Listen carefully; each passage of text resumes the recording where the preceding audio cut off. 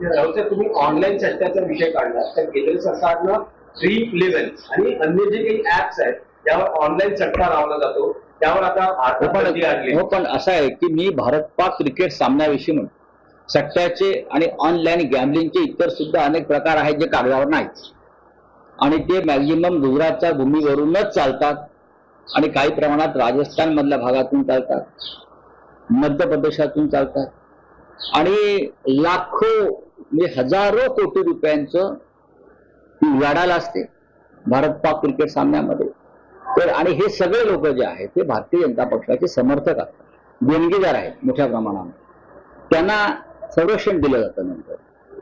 तर त्यांच्या सोयीसाठी ही उलाढाल व्हावी म्हणून भारत पाक सामना तुम्ही खेळवताय का? सांगा. आमचा असा आरोप आहे, नसेल तर सांगा तुम्ही. भारतीय क्रिकेटला काळीमा फासणार हे कृत्य आहे.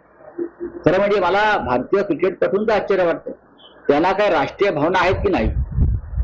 तर असतील तर त्यांनी क्रिकेटच्या मैदानात पाकिस्तान बरोबर खेळायला जाऊ नये, पण ते जातील कारण त्यांच्यावरती अमित शहा, नरेंद्र मोदी यांचा एक दबाव असू शकतो. याच विषयातला एक शेवटचा प्रश्न की तुम्ही म्हणता पंतप्रधानांना पत्र लिहिलं, तुम्ही भूमिका मांडता, पण सामना 13 तारखेला भारत विरुद्ध पाकिस्तान दुबई होणार याचा जवळपास स्पष्ट आहे. अशा वेळेस मग शिवसेना युपीची पुढची भूमिका नाही. आज मी माननीय शिवसेना पक्षप्रमुख उद्धव ठाकरे साहेबांशी आम्ही चर्चा करू. आम्हाला असं वाटतं की हा विषय अत्यंत गंभीर आहे. या संदर्भातल्या लोकभावना अत्यंत तीव्र आहेत, अत्यंत तीव्र आहेत. आणि या किती तीव्र आहेत या आम्ही जेव्हा बाहेर लोकांमध्ये फिरतो तेव्हाही पाहतो. काल आदित्य ठाकरेजींनी सुद्धा हा विषय मांडला, स्वतः उद्धव साहेब हा विषय मांडत असतात.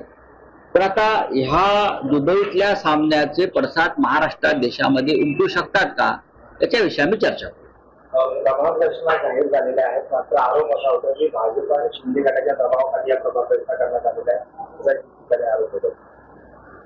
होऊ शकतो. जर राहुल गांधी यांना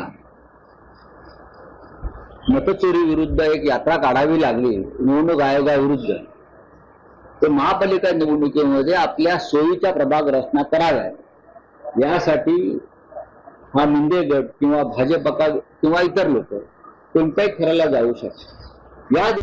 आता isakal.com आहे देशातील नंबर 1 ची मराठी न्यूज वेबसाईट. प्रत्येक अपडेटसाठी isakal.com ला नक्की भेट द्या.